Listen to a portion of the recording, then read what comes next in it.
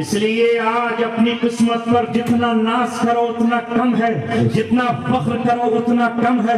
اگر مکے کو اس بات پر فخر ہے کہ وہاں محمد عربی صلی اللہ علیہ وسلم پیدا ہوئے ہیں، اگر آمنہ کی کوکھ کو اس بات پر فخر ہے کہ آمنہ کی کوکھ میں سرور دو جہاں نے آرام فرمایا ہے، اگر عبد المطلب کو اس بات پر ناز ہے کہ ان کا پوتا ساری دنیا کا امام اور مقتدا ہے، اگر مدینہ کو اس بات پر فخر ہے کہ وہاں تو عالم کا تاجدار آرام فرما ہے، اگر یثرب پاکیزہ اور طیبہ بن سکتا ہے محمد عربی کے وجود سے، تو الحمدللہ ثم الحمدللہ 21ویں صدی کے 24ویں سال میں ہمیں بھی اس بات پر ناز ہے کہ ہم محمد صلی اللہ علیہ وسلم کے امتی ہیں، ان کے دیوانے ہیں، ان کے غلام ہیں، ان کے عاشق ہیں، ان کے مستانے ہیں، ان کے پروانے ہیں، اور ہمارے بچوں کے ہاتھوں میں قرآن ہے، نبی کی سیرت ہے، اور محمد صلی اللہ علیہ وسلم کا نام ان کی زبانوں پر ہے۔ نعرہ تکبیر، تاجدار ختم نبوت، تاج تخت ختم نبوت، مدارس اسلامیہ، مکاتب دینیہ، علماء اکرام۔ اس لیے علامہ اقبال نے کہا تو نہ مٹ جائے گا ایران کے مٹ جانے سے، تو نہ مٹ جائے گا ایران کے مٹ جانے سے، نشہ میں کو تعلق نہیں پیمانے سے، اے گردش دارا ہم سے نہ الجھ، ہم نے ہر دور میں جینے کی قسم کھائی ہے۔ تبھی تو علامہ اقبال نے لکھا توحید کی امانت سینوں میں ہے ہمارے، آسان نہیں مٹانا نام و نشاں ہمارا، باطل سے دبنے والے اے آسمان نہیں ہم سوار کر چکا ہے تو امتحان۔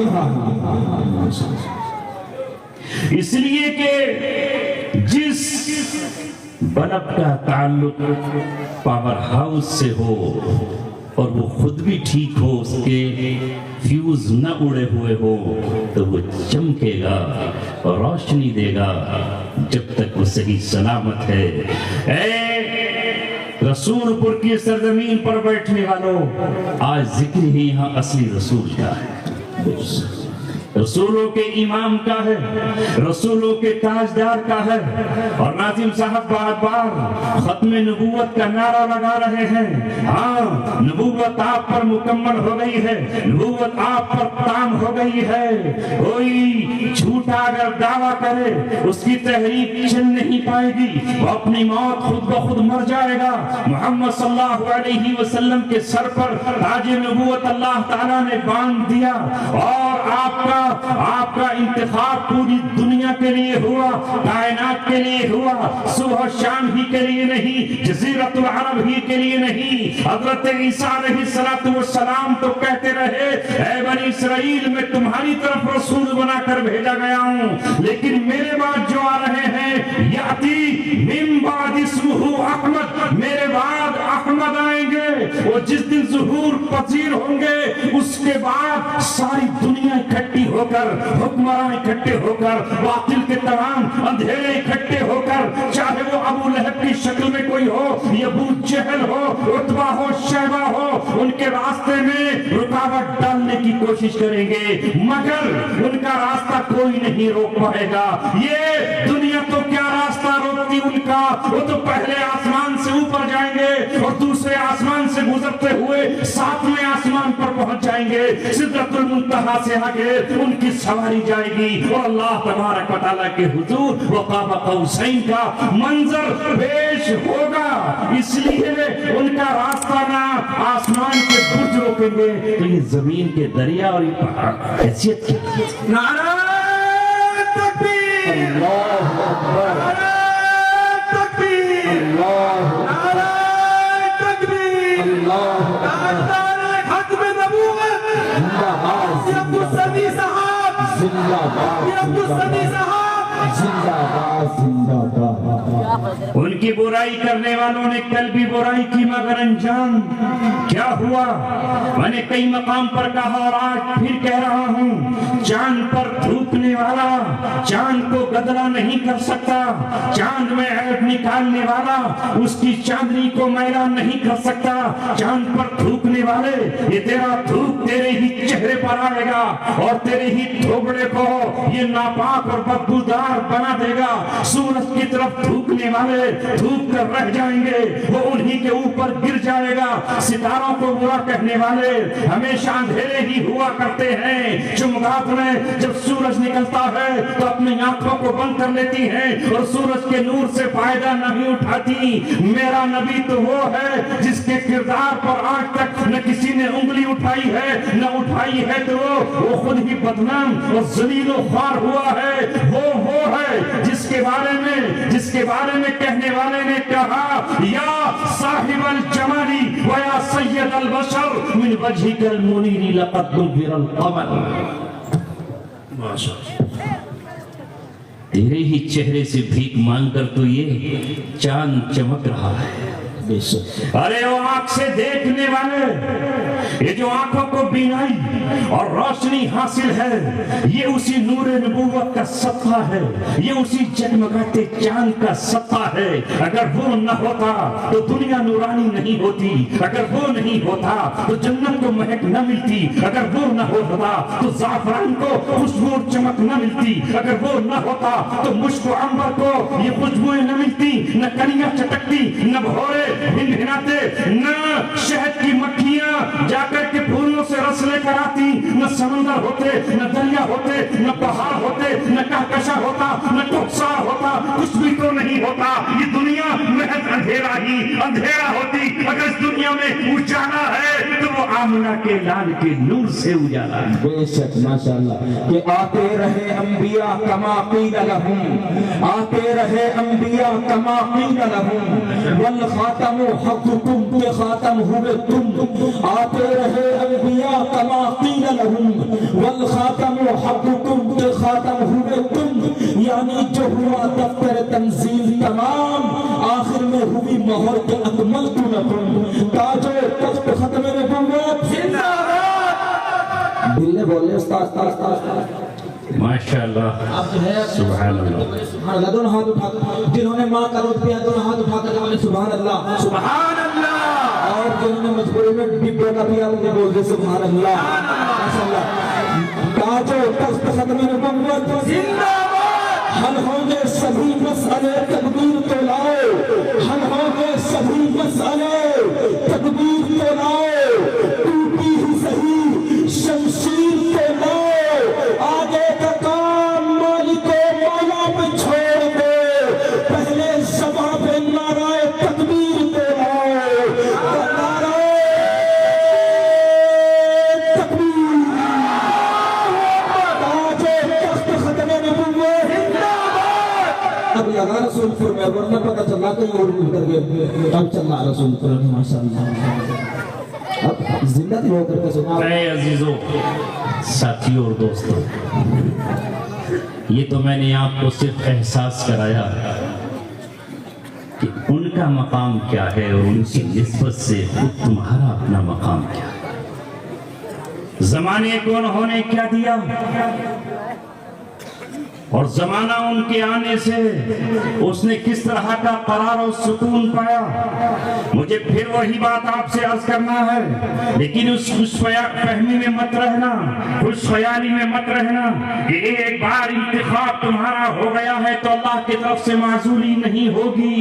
اگر نبی پاک صلی اللہ علیہ وسلم سے محبت نہیں کی، اگر ان کی سنتوں سے پیار نہیں کیا، اگر ان کے دین کو سینے سے نہیں لگایا، ان کے لائے ہوئے قرآن سے رشتہ اور ناطہ نہیں جوڑا، اور آپ نے اسلام کے پرچم اور اس کے جھنڈے کو اپنے ہاتھوں میں نہ لہرایا، تو اس بات سے بھی ڈرنا کہ اللہ تبارک و تعالی محرومیوں کی چادر بھی اڑا دیتا ہے، اور اللہ تبارک و تعالی بدنصیب مقدر بھی بنا دیتا ہے۔ اللہ تبارک و تعالی انتخاب کے بعد بھی راندہ درگاہ کر سکتا ہے، جس طرح ابلیس کو راندہ درگاہ کیا اور حضرت آدم کو اپنا محبوب بنایا، اولاد آدم میں بھی اللہ تبارک و تعالیٰ نے پھر دو طرح کے لوگ رکھے، ایک اصحاب یمین ہیں اور دوسرے اصحاب شمال ہیں، ایک دائیں والے اور دوسرے بائیں والے۔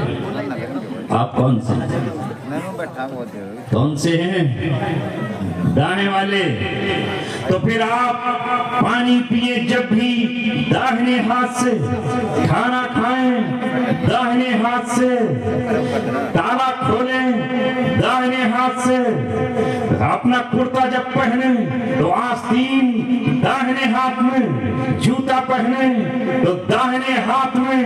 کبھی کسی پوسٹر کو دیکھ کر یا کسی سلوگن کو دیکھ کر کہ وہاں تو شاہ رخ خان بائیں ہاتھ سے پیپسی پی رہا تھا، تم بائیں ہاتھ میں بڑھا دینا، وہ تو پیش ہی بائیں ہاتھ کریں گے نا، کیونکہ وہ ہیں شمال والے۔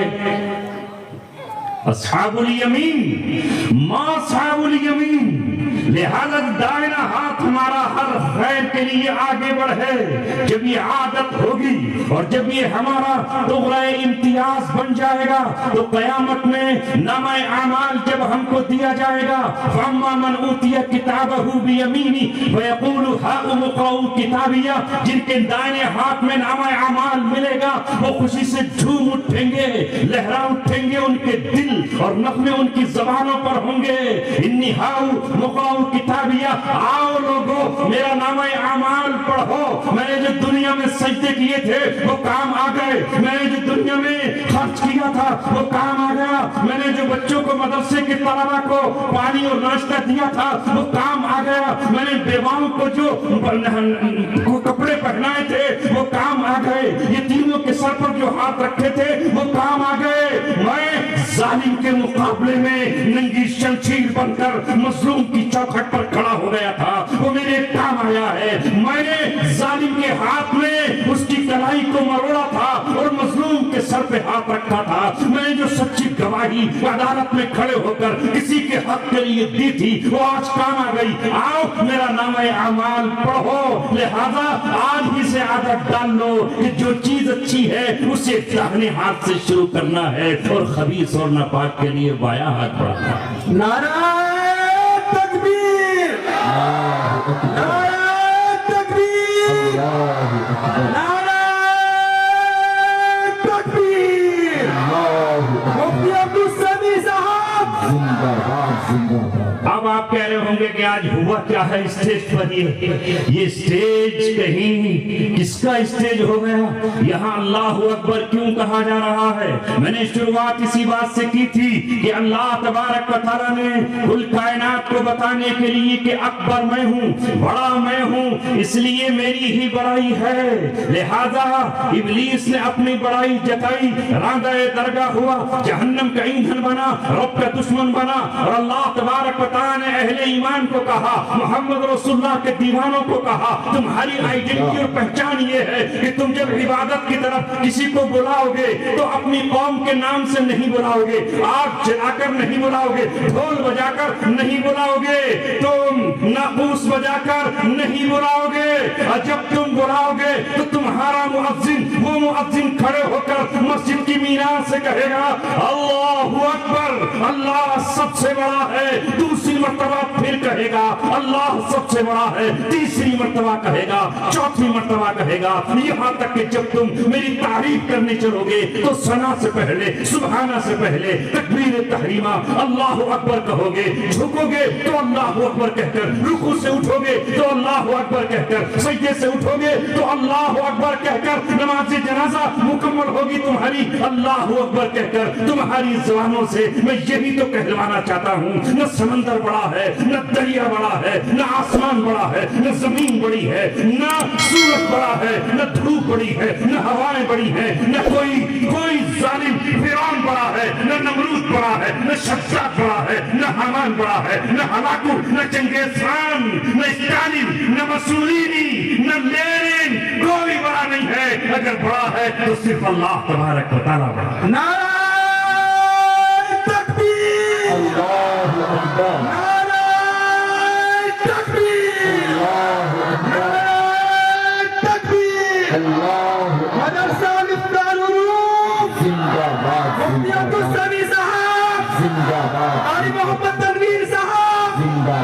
مولانا محمد شمشاد صاحب زندہ باد مولانا محمد اشتیاق صاحب زندہ باد قاری محمد فرقان صاحب زندہ باد زندہ باد اب جس نبی کے آپ ماننے والے ہو اس پر امامت ختم ہو چکی ہے. اب ساری دنیا کا امام محمد عربی صلی اللہ علیہ وسلم ہے اور ساری دنیا کی قوموں کی امامت آپ کی امت کے پاس ہے. اس شان کے ساتھ آپ کو یہ منصب امامت ملا. وَكَذَلِكَ جَعَلْنَاكُمْ أُمَّةً وَسَطًا لِتَكُونُوا شُهَدَاءَ عَلَى النَّاسِ وَيَكُونَ الرَّسُولُ عَلَيْكُمْ شَهِيدًا. اور اسی طرح جس طرح ہم نے سینکڑوں سال سے جو قبلہ بنا ہوا تھا بیت المقدس مسجد اقصی، اس سے آپ کا رخ پھیر کر کے ہم نے خانہ کعبہ کی طرف کر دیا ہے. اب تمہارا قبلہ اور پوری امت مسلمہ کا قبلہ خانہ کعبہ ہے جو دنیا کے بیچوں بیچ ہے.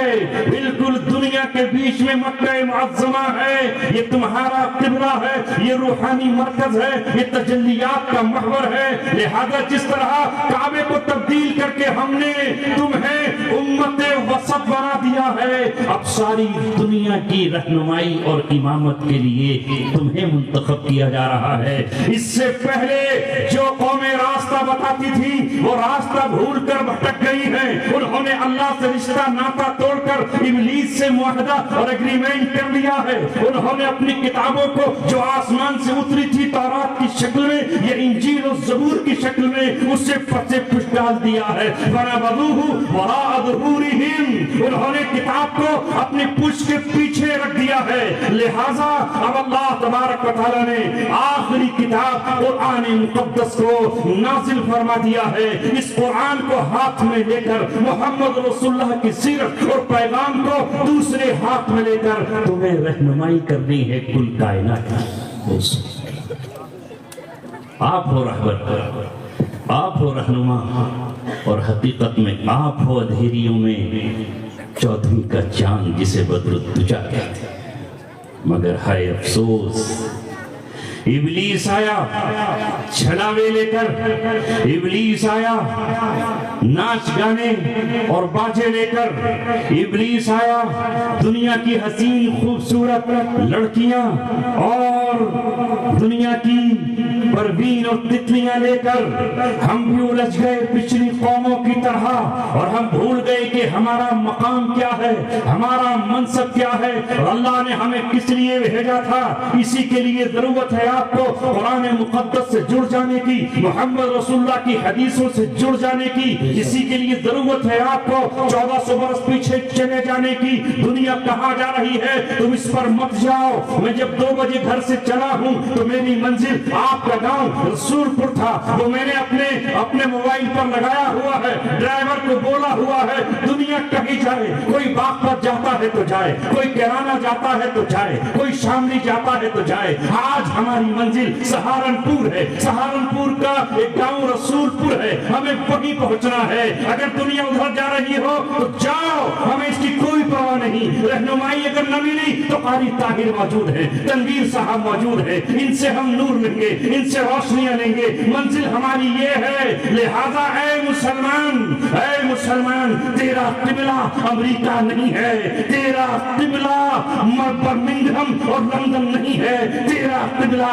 شام اور فرانس نہیں ہے، تیرا قبلہ شنگھائی چائنا نہیں ہے، تیرا قبلہ مکہ معظمہ ہے. اور وہاں سے کچھ میل کے فاصلے پر روحانیت، محبت، عشق، عطا، پیار، قربانی، نظر و نیاز کے لیے رسول کریم صلی اللہ علیہ وسلم کی ذات اقدس. نعرہ تکبیر، اللہ اکبر، تکبیر. اللہ اکبر. مفتی عبدالسمیع صاحب، زندہ باد قاری زندہ باد محمد طاہر صاحب. زندہ باد زندہ باد. تہذیب انہی سے لو.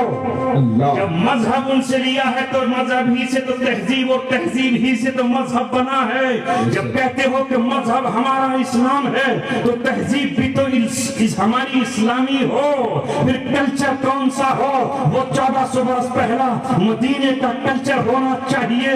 وہ کس طرح کہہ رہے ہیں کھانے کو، ویسے ہی ہمیں کھانا چاہیے. 1400 برس پہلے انہوں نے جن چیزوں کو حرام کہہ دیا ہے وہ قیامت تک حرام رہیں گی. کوئی مائی کا لال انہیں حلال نہیں کر سکتا ہے, اور جو حلال ہے دنیا کی کوئی قوت اور کوئی قلم اسے حرام قرار نہیں دے سکتا ہے. اس شان کے ساتھ جیو کہ محمد صلی اللہ علیہ وسلم نے کس طرح تمہیں بتایا ہے. تمہارا غم انہی کے مطابق ہو اور تمہاری خوشیاں بھی اسی کے تابع ہو, نکاح انہی کے طریقے پر ہو, طلاق بھی انہی سے پوچھی جائے کہ کتنی اور کس طرح دینی ہے. اس پر چلو تو اللہ تبارک و تعالیٰ تمہیں محبوب بنائے گا. لیکن اگر مسلمان ہو کر تم نے کسی اور کی طرف دیکھنا شروع کر دیا تو رب تمہارا ناراض ہو جائے گا. جس طرح ایک بیوی یہاں عورتیں بیٹھی ہے, بیوی کے سامنے سب کچھ اس کا شوہر ہوتا ہے. وہ دوپہر کو کھانا اس سے پوچھ کر بناتی ہے, شام کا کھانا اس سے پوچھ کر بناتی ہے, یہاں تک کہ بازار سے اگر وہ وفادار اور وفاشعار بیوی ہے تو کپڑے بھی شوہر کی مرضی کے پہنتی ہے. اور اگر ایک بار شوہر نے یہ کہہ دیا کہ یہ کون سے کپڑے تو بنا کر لائی ہے, خدا کی قسم اگر وہ واقعی اپنے شوہر کے جذبات کو جانتی ہے تو اس کپڑے کو خیرات کر دیتی ہے, شوہر کے سامنے نہیں پہنتی. اسی سے پھر شوہر محبت کرتا ہے. اسی طرح اپنے دل کی دنیا میں, دل ہی ہے, اس دل کی دنیا میں ایک ہی کعبہ تعمیر کرو, ایک ہی قبلہ تعمیر کرو, محبت کا ایک ہی محور بناؤ, جسے خود نبی پاک صلی اللہ علیہ وسلم نے کہا کبھی اپنی محبت کو تول کر تو دیکھا کرو, کبھی اپنی محبت کو جانچ کر تو دیکھا کرو. آپ نے کہا لا یؤمن احدکم حتی اکون احب الیہ من والدہ وولدہ والناس اجمعین. تم میں کوئی بھی اس وقت تک مومن نہیں ہے جب تک میں اس کے باپ سے اسے محبوب نہ ہو جاؤں, زیادہ محبوب نہ ہو جاؤں, اس کی اولاد سے زیادہ محبوب نہ ہو جاؤں, اور کائنات کی ہر شخص سے زیادہ محبت مجھ سے نہ کرتا ہو, تب جا کے کہیں وہ مومن ہے. یہ محبت نہیں نوجوانوں. سر تو واقعی آپ کے ہل رہے, جس سے میں بہت خوش ہو رہا ہوں کہ آپ بہت دل سے سن رہے ہیں. زندہ قوم کے پاس بیٹھا ہوں, مگر جب نکاح اور شادیاں ہوں تو طریقہ کس کا اپنایا جاتا ہے؟ یہ مہدی نوجوان ہاتھ پر تو کیوں لگاتا ہے؟ کسی عالم نے بتایا ہے کہ یہ نبی کی سنت ہے. یہ کانوں میں رنگ کس وجہ سے پہن رہا ہے؟ یہ گلے میں سونے اور چاندی کی چینیں تو نے کیوں پہن رکھی ہیں؟ یہ ہاتھوں میں کڑے تو کیوں پہن رہا ہے؟ یہ ناچ گانے کا اہتمام تو کیوں کر رہا ہے؟ یہ پھلجھڑیاں اور پٹاخے اور یہ آتش بازی تو کس کی سنت کی بنیاد پہ ادا کر رہا ہے؟ ذرا بتا تو صحیح نوجوان, تو اس نکاح کو وینکٹ ہالوں میں کر رہا ہے, مسجد میں کیوں نہیں کرتا جہاں مسجد میں نکاح کرنا سنت ہے؟ پتہ یہ چلا کہ لے گئے تسلیس کے فرزند میراث خلیل. لامے پان نے اس وقت ہی بات اس وقت کہی تھی بات 100 سال پہلے. ابلیس کے زبانی ابلیس نے اپنے کارندوں کو یہ حکم دیا تھا کہ کس طرح تمہیں اس امت سے چھیننا ہے, اس کی تہذیب کس طرح چھیننا ہے, اللہ تبارک و تعالیٰ کی رحمتیں. تو علامہ اقبال ابلیس کی زبانی کہلوا رہے ہیں, وہ فاقہ کش کے موت سے ڈرتا نہیں ذرا, روح محمد اس کے بدن سے نکال کر. اللہ آج ہمیں فاقوں سے ڈر لگتا ہے. خدا کی قسم جس وقت ہم فاقے سے ہوتے ہیں روحانیت عرش معلیٰ سے جڑی ہوئی ہوتی ہے, اور جب پیٹ اور کام بھر کے ہم سوتے ہیں تو اس وقت ہمارا تعلق زمین کی پستی سے ہوتا ہے. یہی وجہ ہے کہ محمد صلی اللہ علیہ وسلم مہینے میں 3 روزے رکھا کرتے تھے, اور آپ پیر و جمعرات کا بھی روزہ رکھتے تھے تاکہ روحانیت آگے چلی جائے. آپ سو میں وصال بھی رکھتے تھے, مگر ہمیں تو 30 دن کے روزے ہی بہت ہی مشکل پڑ رہے ہیں. 30 دن روزے ہم نہیں رکھتے. تو فاقوں سے مت ڈرو, وہ فاقہ کش کے موت سے ڈرتا نہیں ذرا, روح محمد اس کے بدن سے نکال دو. یہ فاقہ جب محمد صلی اللہ علیہ وسلم نے کیا, پیٹ پر 2 پتھر بندے اور صحابہ کے پیٹ پر بھی پتھر بندے ہوئے ہیں. روح زمین کا سب سے خطرناک مارکا جس کو غزوہ خندق کہا جاتا ہے, پیٹ پر پتھر باندھ کر کے جیتا کہ نہیں. فکر عرب کو دے کے فرنگی تخیلات اسلام کو حجاز و یمن سے نکالا. فکر عرب کو دے کے فرنگی تخیلات اسلام کو حجاز و یمن سے نکال دو. ابلیس اپنی زبانی 100 سال پہلے ہی کہتا ہے اے سرزمین ہند پر بسنے والوں، اپنے چہروں پر اپنے سروں پر ٹوپیاں رکھنے والوں اور کچھ نہ کچھ سنت کا نور سجانے والوں، آج عربوں کا حال تو یہ ہے کہ انہوں نے انگریزوں کی تہذیب، ان کا کلچر، یہاں تک کہ ان کی برائیاں اور ان کو برآمد کر لی اپنے یہاں. جس نبی نے زنا کو حرام قرار دیا، جس نبی نے ناچ گانے کو حرام قرار دیا، جس نبی نے شراب کو اللہ کے حکم کے ذریعے قیامت تک کے لیے حرام قرار دے دیا گیا، آج جزیرت العرب کی گلیاں اور سڑکیں، وہاں کے ہوٹل اور وہاں کی عمارتیں شراب کی بدبو سے ناپاک اور گندے کر دیے گئے ہیں. ابھی آپ نے دیکھا پوری دنیا میں کوہرام مچا ہے.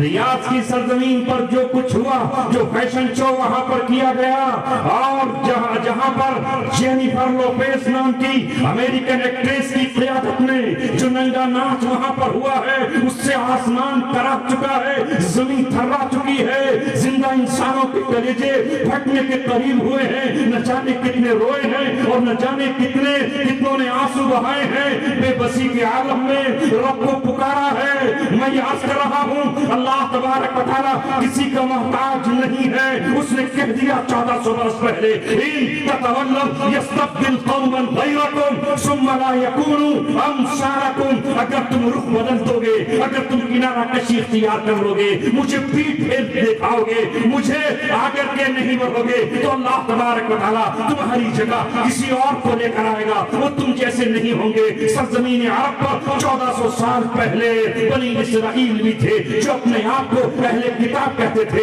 ان میں علماء بھی تھے، ان میں فقہاء بھی تھے، ان میں شاعر بھی تھے، ان میں تاجر بھی تھے، اور ان میں نواب بھی تھے.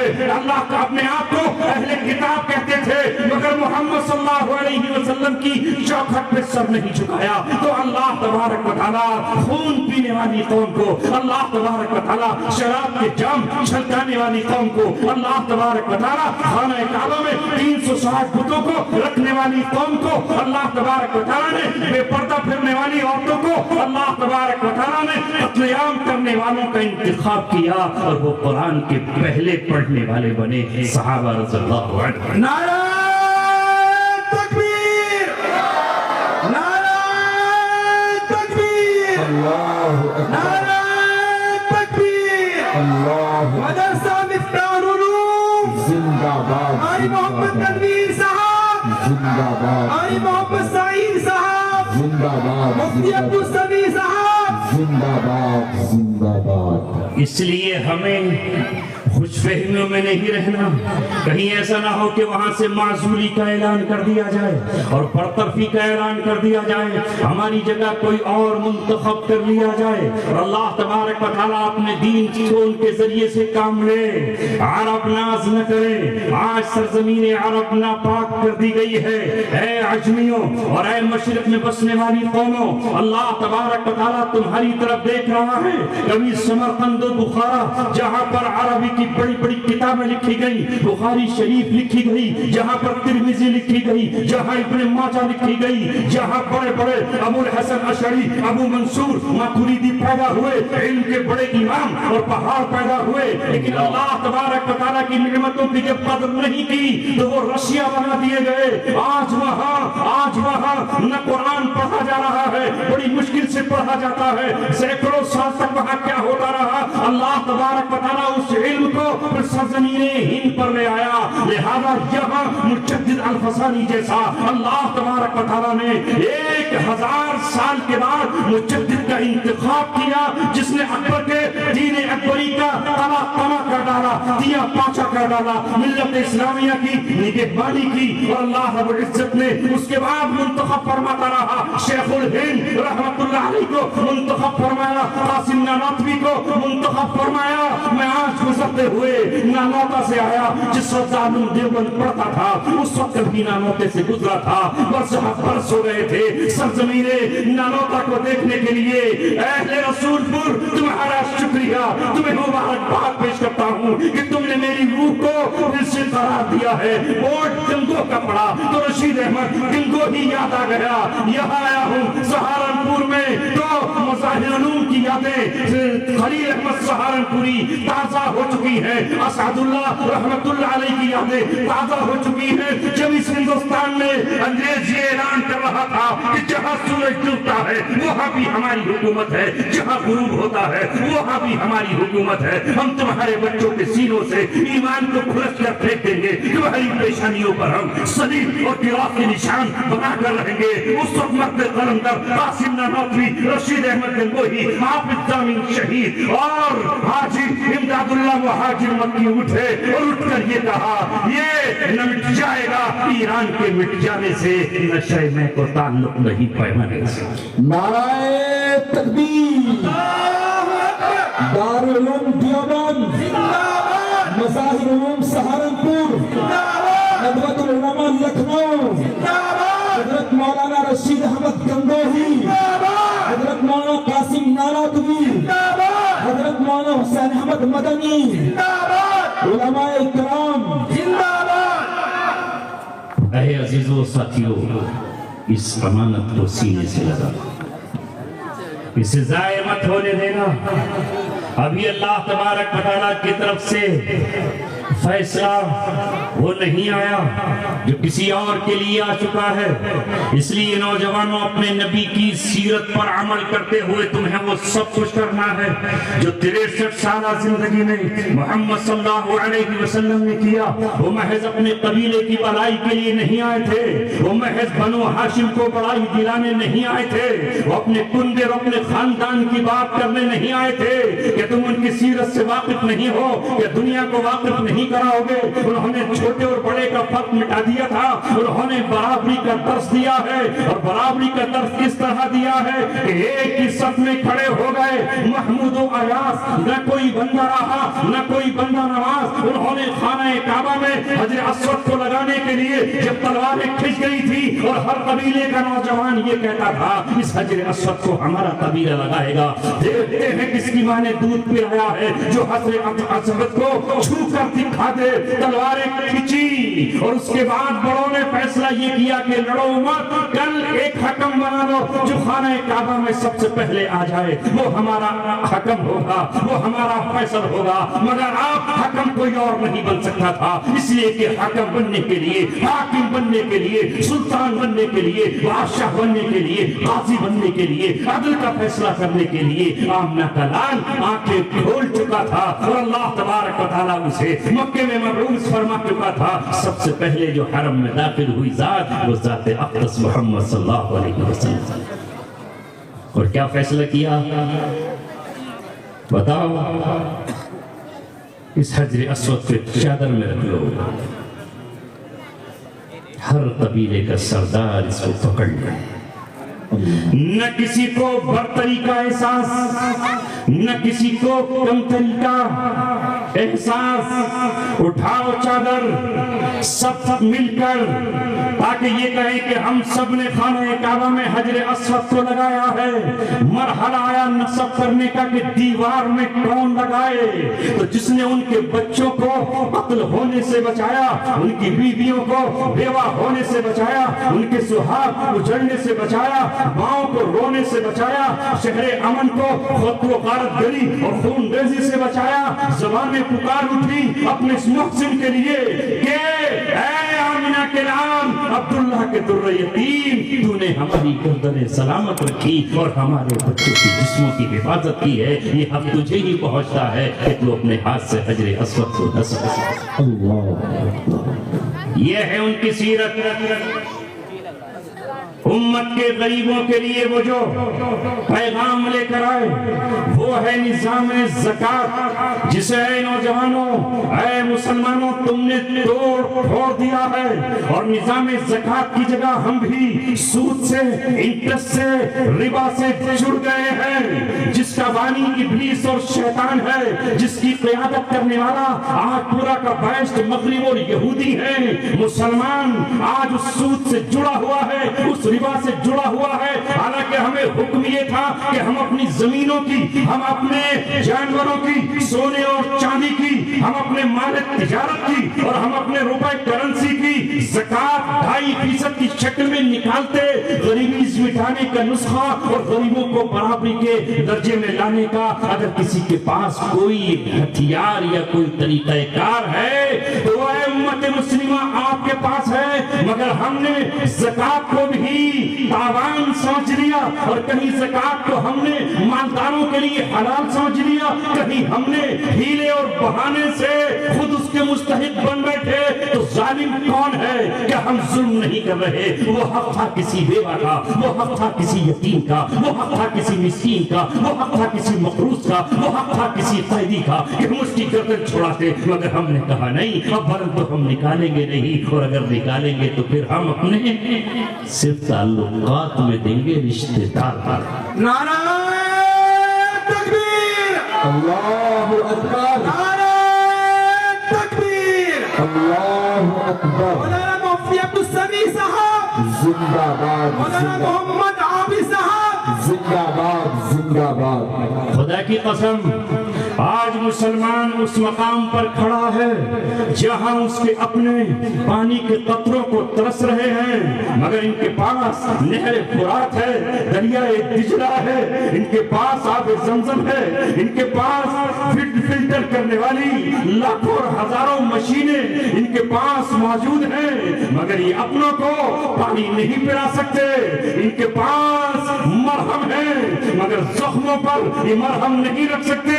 ان کے پاس روٹیوں کے پہاڑ ہیں, ان کے پاس نوٹوں کے انبار ہیں. کویت کا 1 روپیہ ہندوستان کے 275 روپے کے برابر ہے, لیکن یہ روپیہ کہاں خرچ ہو رہا ہے؟ تو عالم کے تاجدار نے جو کی روٹی کھائی ہے, ایک وقت فاقہ کیا ہے, لیکن بیواؤں کو نوازا ہے, کمزوروں کو کھلایا ہے, یتیموں کے سر پہ ہاتھ رکھا ہے. یتیم کو حضرت حسن کے کپڑے دیے ہیں, حضرت حسین کے کپڑے دیے ہیں. محمد صلی اللہ علیہ وسلم کے جو صحابہ ہیں, جو ہمارے لیے معیار ہیں, جو خلفائے راشدین ہیں, جن کی سنت پر چلنا ہمارے لیے واجب ہے, وہ عمر ابن خطاب جب ترہت پڑتا ہے تو لوگوں سے یہ کہہ دیتے ہیں کہ جب تک ترہت رہے گا تب تک عمر چربی اور چکنائی کا استعمال نہیں کرے گا.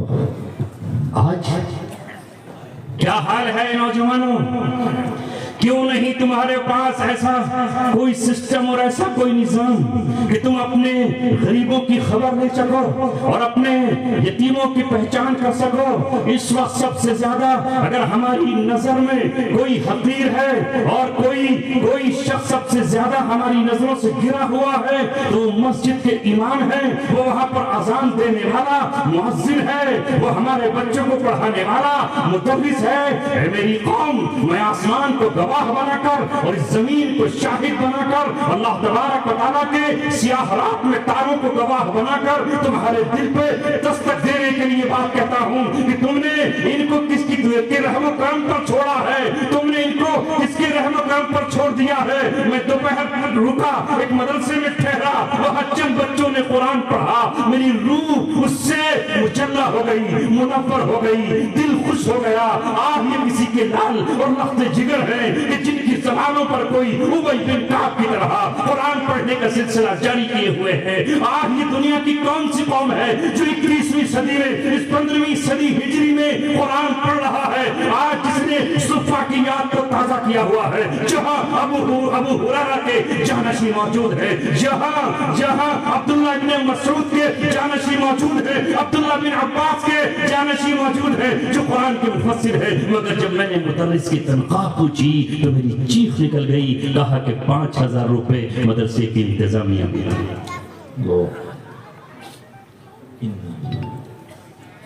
کس پہ ماتم کریں, کس پہ روئیں اور کس سے فریاد کریں؟ کون ہے ہماری تباہی اور ہماری بربادی کا ذمہ دار؟ ہم خود ہیں. گنا کاٹنے اور چھیلنے والا مزدور کتنے پاتا ہے؟ یہ تو وہ تھے جنہیں اگر تم تھا اگر ان کے لیے تم سونے میں ان کو توڑ لیتے تو یہ کم تھا. یہ اللہ تبارک و تعالیٰ کے وہ محبوب ہیں جن کے پاس قرآن ہے. اگر یہ مانتے ہو کہ قرآن اللہ کی کتاب ہے, سب سے اعلیٰ اور افضل کتاب ہے, سب سے بہتر کتاب ہے, تو پھر اس کی تنخواہ میتھمیٹکس کے ٹیچر سے زیادہ نہیں ہونی چاہیے تھی کیا؟ ذرا پوچھو تو صحیح, انجینئر کو کیا تنخواہ ملتی ہے جو ہمارے محض مکان اور سڑکیں بنا کر دیتا ہے؟ ایک ڈاکٹر کو کیا تنخواہ ملتی ہے جو ہمارے جسم کا علاج کرتا ہے, ہمارے پھوڑوں کا, ہمارے دانتوں کا علاج کرتا ہے؟ مگر یہ وہ ہیں جو انسان کو انسان بنا رہے ہیں, جو اخلاق اور نیتکتا سکھا رہے ہیں, جو زمین پر لیٹ جاتے ہیں اور اپنے ہاتھ کا تکیہ بنا لیتے ہیں, مچھر ان کو کاٹتے ہیں تو اسے برداشت کر لیتے ہیں. اے قوم, یہ سب کچھ برداشت کر رہے ہیں جن کے بچوں کے پھٹے ہوئے کپڑے بتا رہے ہیں. یہ اس قوم کے کمزور ترین لوگ ہیں جن کے گھر بتا رہے ہیں کہ ان کے گھروں میں ابھی تک دروازے نہیں لگے ہیں, ان کے چھپروں کے مکان بتا رہے ہیں کہ ان کی ماں کوئی غریب ہے یا کسی غریب نے یہ جرم کر لیا ہے کہ اس نے رسول اللہ پر اترے ہوئے قرآن اور ان پہ نازل ہونے والی کتاب کی حفاظت کے لیے بھیجا ہے. ہمارا حال یہ ہے کہ ہم ان کو دینے کے لیے کچھ بھی تیار ہیں. کل ایک جگہ نکاح پڑھایا میں نے, پڑھانے کے لیے نہیں گیا لیکن نکاح پڑھایا. نکاح پڑھانے والے شخص نے مجھے 1100 روپے دیے جو سمجھ رہا تھا کہ بہت بڑا احسان کر دیا. اور جب اسی کی بیٹے کی سالیوں نے جب جوتا چرایا تو انہوں نے کہا کہ 1,00,000 روپیہ دے تب دیں گے ہم جوتا. یہ حال ہے. اور وہ اڑ گئی سالیاں, نہ انہیں یہ پتا کہ قرآن میں کیا لکھا ہے, نبی کی سنت کیا ہے, سیرت کیا ہے. 1,00,000 روپیہ ہمیں چاہیے تب بہنوئی کی جوتیاں ہم دیں گے. وہ خالو صاحب ان کے کہہ رہے ہیں کہ نہیں 51,000 لے لو, 21,000 لے لو, مگر وہ نہیں مان رہی. ہماری اہلیہ بھی اتفاق سے وہاں گئی ہوئی تھی, اس نے لڑکیوں کو سمجھایا کہ وہ پریشان ہو رہے ہیں, کیوں پریشان کر رہی ہو, تو کہنے لگی 10 لاکھ بھی تو اس کے لڑکے کو دیے ہیں, 1 لاکھ تو مانگ رہے ہیں اس میں سے. یہ ہے معاشرہ. یوں تو سید بھی ہو, مرزا بھی ہو, افغان بھی ہو, تم سبھی کچھ ہو, بتاؤ کہ مسلمان بھی ہو, پھر ہم سے یہ کہتے ہو کہ تم اپنے بچوں کو پڑھاتے کیوں نہیں, ڈاکٹر کیوں نہیں بناتے, انجینئر کیوں نہیں بناتے. رب دو جہاں کی قسم کھا کر کہہ رہا ہوں, ایسا نہیں ہے کہ میرا بیٹا کسی کے بیٹے سے کم ہے, یا میری بیٹی کسی کی بیٹی سے کم ہے, یا میں کسی انجینئر سے کم ہوں. خدا کی قسم, اگر ہم انجینئر کے میدان میں قدم رکھیں تو وہاں بھی ہم آگے آئیں, مگر ایک ڈاکٹر بنانے کے لیے پیسہ کہاں سے لائیں, کوچنگ کرانے کے لیے فیس کہاں سے لے کر آئیں, جسے ہم نے 6,000, 8,000, 9,000, اگر کوئی 11,500 دے رہا ہے تو کمیٹی کہتی ہے کہ بھائی 11,500 دے تو رہے ہیں, روٹی ہمارے گھر سے آ جاتی ہے. حول ولا قوت الا باللہ. اس سے ٹپکتی ہے آپ کی محبت. وقت ہو گیا جی صاحب, خالی صاحب آگئے ماشاءاللہ. اب اپنے اندر تبدیلی لائیں گے کہ نہیں؟ اس پہ مت جاؤ کہ ایک MP تم نے اگر جتا لیا تو بڑا تیر مار دیا.